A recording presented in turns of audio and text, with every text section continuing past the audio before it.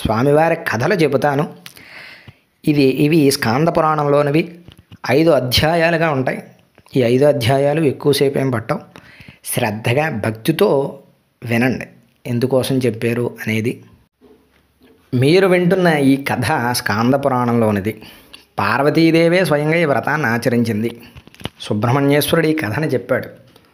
పూర్వం సూత మహర్షి శౌనకాది మునులకు చెబుతూ ఉన్నారు. అంతకుముందు పూర్వం మునీశ్వరులు అందరూ కూడా స్కందుడు సుబ్రహ్మణ్యేశ్వర దగ్గరికి వెళ్ళి, స్వామి సుబ్రహ్మణ్యేశ్వర, కలియుగంలో మానవులు శత్రుబాధలు, రుణబాధలు, దరిద్రం, సంతానలేమి, దీర్ఘవ్యాధులు, విద్యాభ్యాసం సరిగా లేకపోవటం వంటి మహా కష్టాలు, ఈతి బాధలు పొందుతారు. ఇది కలి ప్రవేశం తర్వాత 5,000 ఏళ్ళు గడిచినప్పుడు ఇంకా పెరుగుతాయి. వారికి ఆ క్లేశం, ఆ బాధలు తొలగడానికి వారు ఏమి చేసుకోవాలి అని అడుగుతారు మునీశ్వరులందరూ కూడా సుబ్రహ్మణ్యేశ్వర స్వామిని. అప్పుడు సుబ్రహ్మణ్యేశ్వరుడు తక్షణమే ఫలితమిచ్చే సంకష్టహర చతుర్థి వ్రతం మిక్కిలి శ్రేష్టమైనది, వ్రతాల్లోకెల్లా ఉత్తమమైనది. అప్పుడు మరలా మునీశ్వరుల వ్రత విధానం ఏమిటి, ఎవరెవరు దానిని ఆచరించారు, తరించారు, మాకు తెలియజేయండి స్వామి అని అడుగుతారు. అప్పుడు సుబ్రహ్మణ్యేశ్వర స్వామి కథను చెప్పడం ప్రారంభం చేస్తారు. ఈ వ్రతం స్వయంగా మా తల్లి పార్వతీదేవియే ఆచరించింది. ఒకానొక కల్పంలో హిమవంతుని కుమార్తె అయిన పార్వతి శివుణ్ణి పతిగా చేసుకోవడానికి తపస్సు చేస్తుంది. ఆ తపస్సు ఎంతకీ ఫలించదు, ఎన్నాళ్ళైనాను. అప్పుడు పూర్వకల్పాల్లో ఇంతకుముందు తన యందు జన్మించిన హేరంబ గణపతిని పార్వతీదేవి మనసులో స్మరిస్తుంది. స్మరించిన మాత్రమున ఎదుట ప్రత్యక్షమవుతాడు గణపతి.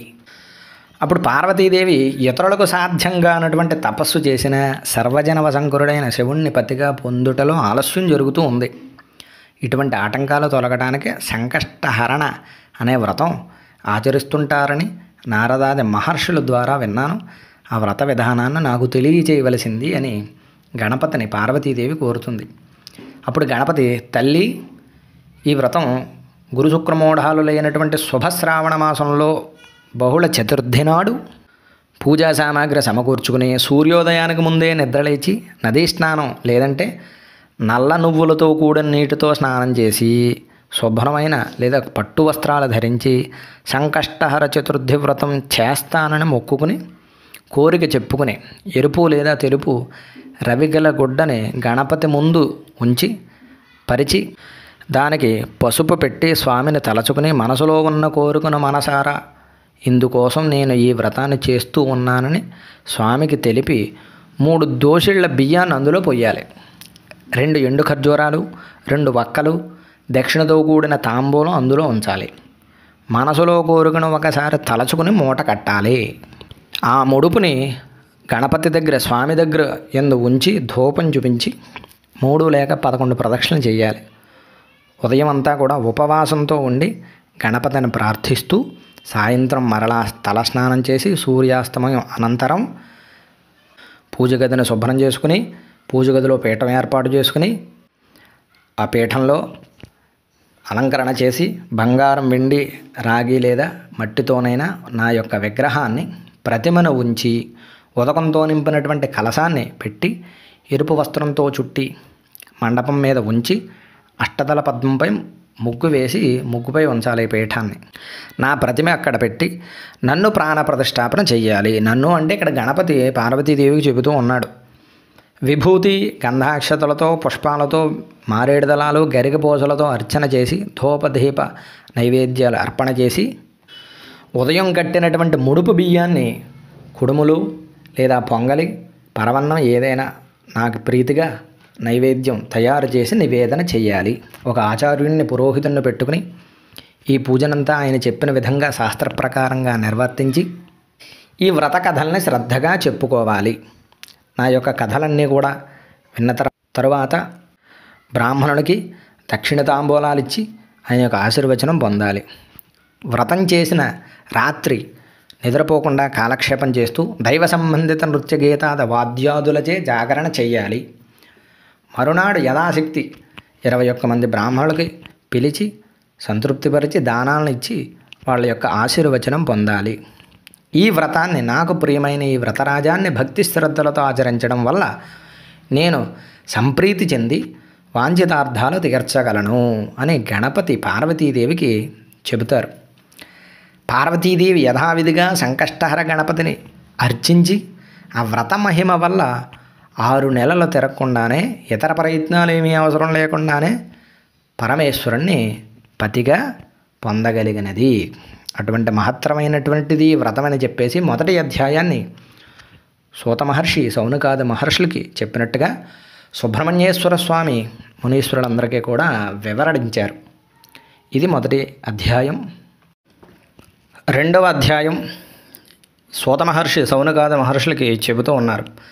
శౌనకాది మహర్షులు సూత మహర్షిని ఒక ప్రశ్న వేస్తారు. ఇంకా ఈ వ్రతం ఎవరెవరిచే ఆచరింపబడింది తెలియచేయండి అని అడుగుతారు. అప్పుడు మరలా సూత మహర్షి లోకంలో ఉన్న సంకటాలు నశించడానికి మనుష్యులు, యక్షులు, రాక్షసులు, గంధర్వాది సమస్త జాతుల వారు సర్వాభీష్టాలు తీరడానికి ఇంతకంటే సులభమైనది ఇంకొకటి లేదు అని సుబ్రహ్మణ్యేశ్వర స్వామి మునీశ్వరులకి చెప్పాడని మీకు ముందు చెప్పాను. ఈ ప్రకారమే శ్రీకృష్ణుడు ధర్మరాజునకు ఉపదేశించాడు. రాజ్యం కోల్పోయినటువంటి ధర్మరాజుకి శ్రీకృష్ణుడు ఈ వ్రతాన్ని ఉపదేశించి ధర్మరాజు ఈ వ్రతాన్ని చేసి భారతంలో పాండవులకు విజయప్రాప్తి కలిగింది. అలాగే మహాబలవంతుడైన వాలి రావణుడనే తన చంకయందు ఇరికించుకుని బందీని చేయు సందర్భంలో రావణుడు ఈ వ్రతాన్ని ఆచరించి సుఖంగా లంకకు చేరుకున్నాడు. ఆంజనేయుడు వ్రత ప్రభావం చేతనే లంకలోని సీతమ్మ వారి జాడ కనిపెట్టగలిగాడు. అలాగే మహారణ్యంలో భర్త కనిపించగా అలమటిస్తున్న దమయంతి సంకష్టహర గణపతి సంకల్పమాత్రాన్న ప్రసన్నం చేసుకుని భర్తను నలమహారాజును గురించి సుఖించింది. అహల్యమాతకు కూడా పతిశాపవశాన భర్తకు దూరమై ఈ వ్రతాచరణ వలన తిరిగి భర్త అయిన గౌతమ మహర్షి చెంత చేరగలిగింది. ఈ సంకష్టహర వ్రతం చేసి పుత్రులు లేనివారు పుత్రలాభం, ధనం లేనివారు ధనలాభం, విద్య లేనివారు విద్యాప్రాప్తి, వ్యాధిగ్రస్తులు ఆరోగ్యం పొంది సుఖంగా ఉండగలరు. ఇది రెండో అధ్యాయంగా సూత మహర్షి శౌనకాది మహర్షులకి తెలియజేశారు. సూత మహర్షి శౌనకాది మహర్షులకు 3వ అధ్యాయాన్ని కృతవీర్యుని వృత్తాంతం తెలియజేస్తూ ఉన్నారు.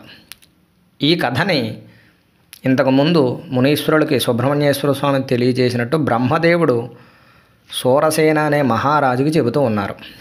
సూరసేన పూర్వం కృతవీర్యుడనే మహారాజు ఉండేవాడు. అతడు అమిత బల పరాక్రమవంతుడు, సకల సద్గుణవంతుడు కూడా. ఎన్నో యజ్ఞయాగాలు నిర్వహించి విరివిగా దాన ధర్మాదులు చేసిన మంచివాడు, సత్యవాది, ఇంద్రియాల్ని ఆధీనంలో ఉంచుకున్న సత్పురుషుడు. నిత్యం దేవతల్ని పూజిస్తూ అతిథులను సేవిస్తూ ఉండడం అతనికి ఇష్టమైనటువంటి పని.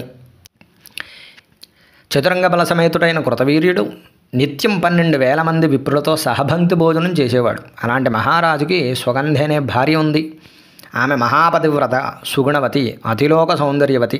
ఆమె కూడా భర్తలాగానే సదాచారాలు, ఈ పూజలు అంటే ప్రీతి కలిగిన ఆడది. అయితే ఆ పుణ్య దంపతులకి ఎంతకాలం గడిచినా ఎన్ని చేసినా సంతానం కలగలేదు. పుత్ర సంతానం కోసం వారు చేయని వ్రతం లేదు, చేయని దానం లేదు. ఎన్ని యాగాలు చేసినా, ఎన్ని పుణ్యతీర్థాలు సేవించినా ఫలితం లేకపోయింది. ఎంతో నిరాశ చెందిన కృతవీర్యుడు ఒకనాడు తమ మంత్రులకి రాజ్యాన్ని అప్పగించి అరణ్యాలకి వెళ్ళిపోతాడు భార్యాసమేతుడే. అక్కడ ఒక సముచిత ప్రదేశంలో నారవస్త్రాలు ధరించి కఠోర దీక్షతో తపస్సు చేయడం ప్రారంభించాడు. ఇంద్రియ నిగ్రహంతో ఆహారాన్ని వదిలేసి కేవలం పైనుంచి రాలిన చెట్టు నుంచి రాలిన ఆకుల్నే భుజిస్తూ తన తపస్సును కొనసాగిస్తూ ఉన్నాడు. అలా ఎన్నో సంవత్సరాలు గడిచాయి. రాజు యొక్క శరీరం చిక్కి శల్యమయ్యింది. ఒకనాడు అటుగా ఆకాశ మార్గంలో సంచరిస్తున్నటువంటి నారదుడు ఆ అరణ్య ప్రాంతం మీద నుంచి వెళుతూ ఉండగా కృతవీర్యుడు తపస్సు చేస్తూ కనిపించాడు. ఎవరో చూద్దామని చెప్పి క్రిందకి దిగిన ఆయన చిక్కి శల్యమైన కృతవీర్యుడు కనిపించాడు. ఆయనకెంతో జాలి కలిగింది నారద మహర్షికి. నారద మహర్షి వెంటనే అక్కడి నుంచి పితృలోకానికి కృతవీర్యుని తండ్రిని కలిశాడు. పుత్ర సంతానం కోసం మీ అబ్బాయి ఈ విధంగా తపస్సు చేస్తూ ఉన్నాడు, అతడి కొడుకు పడుతున్నటువంటి బాధను చెప్పి నారద మహర్షి అక్కడి నుంచి వెళ్ళిపోతూ ఉన్నాడు. అలా వెళుతూ ఇక్కడతోటి ఈ కృతవీర్యుని వృత్తాంతం కథలో కాసేపు ఆగుతుంది. అలా నారద మహర్షి వెళుతూ నారదుడికి దారిలో కుంభీపాక నరకం కనిపించింది. లోపల ఎవరున్నారా అని చూశాడు. అక్కడ భృశుండ మహర్షి తల్లిదండ్రులు, అతడి భార్య, కుమార్తెలు కనిపిస్తారు. ఆ నరకంలో వాళ్ళంతా నరకయాతన అనుభవిస్తూ ఉన్నారు. వారి బాధను చూసి చలించిపోయిన నారదుడు వెంటనే భూలోకానికి వచ్చి భృశుండ మహర్షి దగ్గరికి వెళతాడు. భృశుండ మహర్షి, నీవు ఎంతో గొప్పవాడివి అయినప్పటికీ, దేవతల చేత కూడా నమస్కారాలు అందుకున్నప్పటికీ, నీ పూర్వాశ్రమంలో నీ భార్య, కూతురు, నీ తల్లిదండ్రులు నరకంలో, కుంభీపాక నరకంలో దారుణమైన బాధలు గురవుతూ ఉన్నారు. అదేమీ పట్టనట్టు నీవిలా తపస్సు చేసుకోవడం ధర్మం కాదు. వారి బాధలు పోయి సద్గతులు కలగడానికి ఏదైనా పరిహారం చెయ్యి అని చెప్పి నారద మహర్షి అక్కడి నుంచి వెళ్ళిపోతాడు, భృశుండ మహర్షి ఆశ్రమం నుంచి. నారదుని మాటలు విన్న భృశుండికి ఎంతో ఆవేదన కలిగింది. తన పూర్వాశ్రమ జీవితం గుర్తుకొచ్చింది. ఎలాగైనా తన వారి బాధలు, ఆ నరక బాధలు రూపుమాపాలని నిశ్చయించుకున్నాడు. ఒక్క క్షణం కళ్ళు మూసుకొని గణపతిని ధ్యానించాడు. ఏం చేయాలో ఆయనకు అర్థమైంది. ఒక శుభముహూర్తంలో పవిత్రమైన జలాన్ని చేత్తో తీసుకుని గణేష చతుర్థి వ్రతం ద్వారా, అంటే అంతకుముందే ఆయన గణేష సంకటహర చతుర్థి వ్రతాన్ని ఆచరించి ఉన్నారు. గణేష చతుర్థి వ్రతం ద్వారా తనకు లభించిన పుణ్యఫలాన్నంతా తన వారికి ధారపోయాలని సంకల్పించాడు. అప్పుడు, ఓ గణనాథ మహాదేవ, నేనే గనుక నీ దివ్య చతుర్థి వ్రతాన్ని భక్తి శ్రద్ధలతో చేసి ఉంటే ఆ వ్రత ఫలితంగా నాకు లభించిన పుణ్యఫలాన్నంతా ధారపోస్తూ ఉన్నాను. దీని ద్వారా నా పితరులు, వారితో పాటు నా భార్య, కుమార్తె నరకలోక బాధల నుంచి విముక్తి పొందుదురుగాక అని నీళ్లు విడిచిపెడతాడు. అప్పుడు గణపతి యొక్క అనుగ్రహంతో భృశుండి పూర్వీకులు, అతడి భార్య, కుమార్తె, తల్లి, తండ్రి అందరూ దేవతా శరీరాన్ని ధరించి దివ్య విమానం ఎక్కి అప్సరసులతో సేవించబడుతూ గణేశలోకానికి చేరుకున్నారు. మరలా కథలో వెనక్కి బ్రహ్మదేవుడు సూరసేనుడికి చెబుతూ ఉన్నాడు కదా ఈ కథని. సూరసేన, విన్నావు కదా సంకష్ట చతుర్థి వ్రత మహిమ ఎంత గొప్పదో. ఈ వ్రతాన్ని కేవలం ఒక్కరోజు చేస్తే వచ్చిన ఫలం ఇది. అదే ఈ వ్రతాన్ని ఆజన్మాంతో ఆచరించిన వారి పుణ్యాన్ని లెక్క పెట్టడం ఆ ఆదిశేషుడి తరం కూడా కాదు. కనుక ఈ వ్రతాన్ని చేసినవాడు ఆ వ్రత ఫలాన్ని ధారపోస్తే భృశుండ మహర్షి వారి యొక్క నరక బాధల నుంచి బయటపడ్డారు. ఇది మనకి 3వ అధ్యాయం ముగుస్తుంది. 4వ అధ్యాయం సూత మహర్షి శౌనకాది మహర్షులకు చెప్తూ ఉన్నారు. శౌనకాది మహర్షులు అడుగుతారు, కృతవీర్యుడి గురించి నారదుడు వెళ్ళి పితృలోకంలో ఉన్న అతని తండ్రికి చెప్పాడు కదా, మరి ఆయన ఏం చేశాడు? నాకు చాలా కుతూహలంగా ఉంది, దయచేసి చెప్పండి. అప్పుడు మరలా సూత మహర్షి చెబుతూ ఉన్నారు, బ్రహ్మదేవుడు సూరసేన మహారాజుకు చెబుతూ ఉన్నారు, మహారాజా, నారదుడి ద్వారా తన కుమారుడు సంతానలేమితో బాధపడుతున్నాడని తెలుసుకున్న కృతవీర్యుని తండ్రి సరాసరి బ్రహ్మలోకానికి వెళ్ళి చతుర్ముఖుడికి నమస్కరించి, ప్రభు, నా కుమారుడు సకల సద్గుణవంతుడు, దానశీలి, ధర్మప్రభువు, ఎన్నో యజ్ఞాల్ని వ్రతాల్ని చేసినవాడు, ప్రజల్ని కన్నబిడ్డల్లా చూసుకునే కరుణామయుడు. అలాంటి నా కుమారుడికి పుత్ర సంతానం కలగకపోవడానికి కారణం ఏమిటి? అతడు ఏ పాపం చేశాడు? ఏం చేస్తే నా పుత్రుడి పాపం తొలగిపోయి అతడికి సంతాన ప్రాప్తి కలుగుతుంది? దయచేసి చెప్పండి, దాన్ని నా కుమారుడికి తెలియజేస్తాను అని దీనంగా కృతవీర్యుని తండ్రి బ్రహ్మగారితో ప్రార్థిస్తాడు దీనంగా. అప్పుడు బ్రహ్మదేవుడు కృతవీర్యుని తండ్రితో అతడి కుమారుడి పూర్వజన్మ వృత్తాంతాన్ని ఇలా చెప్పాడు. పూర్వం నీ కుమారుడు రాజ్యం చేస్తున్న నగరంలోనే సాముడు అనే శూద్రకులంలో పుట్టినవాడు. పరమ దుర్మార్గుడై ఉండేవాడు. అతన్ని చూస్తేనే పుణ్యకర్మలన్నీ నశించిపోయేవి అన్నట్టుగా అంతటి పాపకర్మలు పాపాత్ముడిగా ఉండేవాడు పూర్వజన్మలో నీ కుమారుడు. ఒకనాడు ఆ చండాలుడు ధనకాంక్షతో దారి కాసి 12 మంది బ్రాహ్మణుని చంపి వారి దగ్గరున్న సంపదనంతా దోచుకున్నాడు.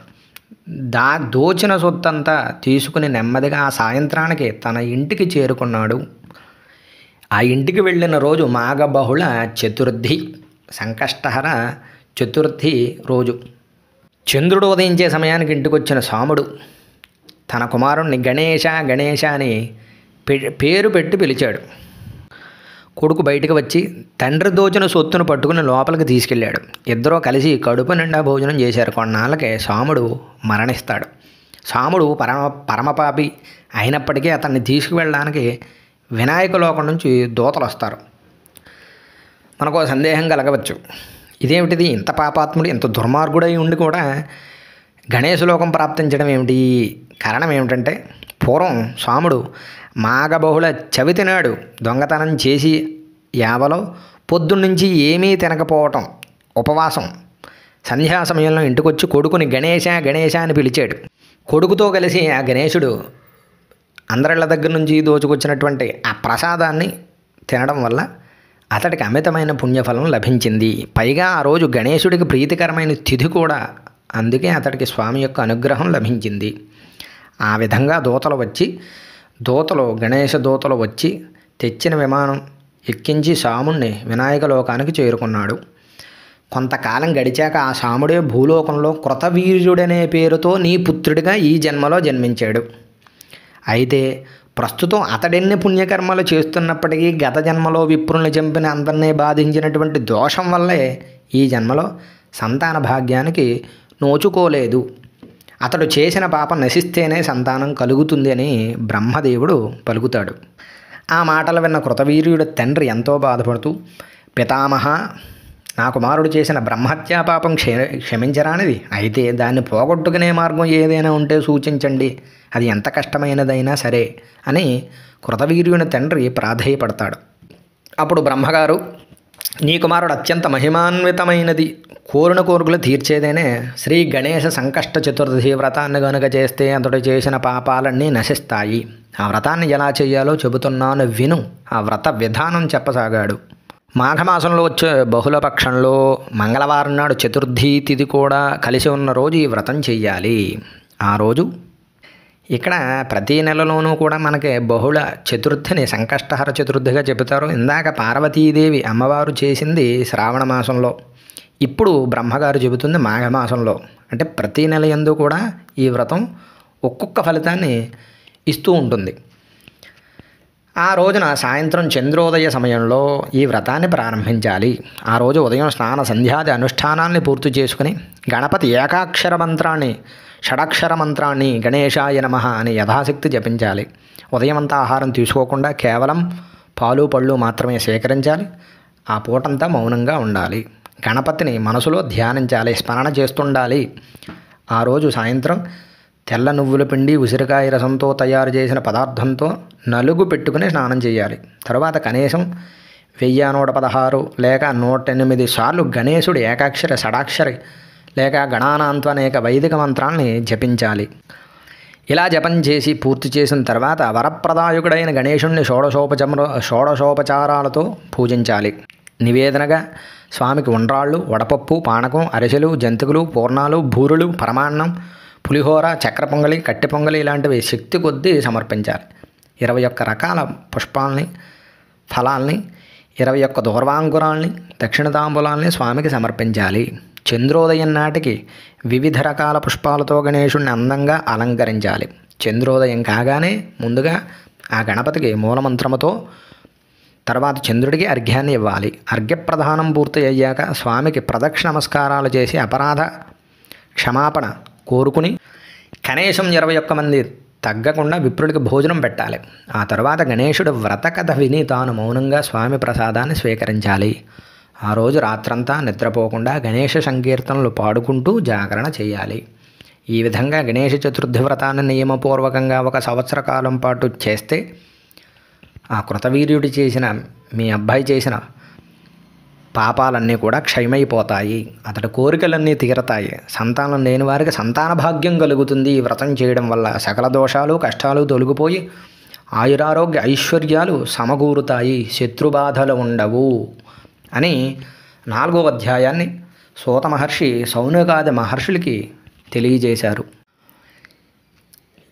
5వ అధ్యాయం ఈ వ్రత నియమాలు, ఏ నెలలో వచ్చేటటువంటి సంకష్టహర చతుర్థి వ్రతాన్ని ముఖ్యంగా ఏమేమి ఆహారంగా తీసుకోవాలి అనేది ముఖ్యంగా ఈ అధ్యాయంలో చూడొచ్చు. ఫలితం ఏమిటి అనేది, జమ్మి చెట్టు కింద మొదట్లో కూర్చుని ఈ వ్రతాన్ని ఆచరించడం చాలా చాలా శుభప్రదం. ఇప్పుడు మనం చెప్పుకున్నటువంటి 4వ అధ్యాయం ఆ విధంగా వ్రతారాధన ఎవరైతే చేస్తారో, గణపతి మంత్రాన్ని జపం చేసుకుంటారో తప్పనిసరిగా ఈ విధమైన నియమాలతో వ్రతం చేసినవాడు పుట్టుగ్రుడ్డి, మూగ, చెవిటివాడైనప్పటికీ అన్ని దోషాలు కూడా పోగొట్టుకోగలుగుతాడు. రాజ్యం కోల్పోయిన రాజులు తిరిగి తమ రాజ్యాన్ని సాధిస్తారు.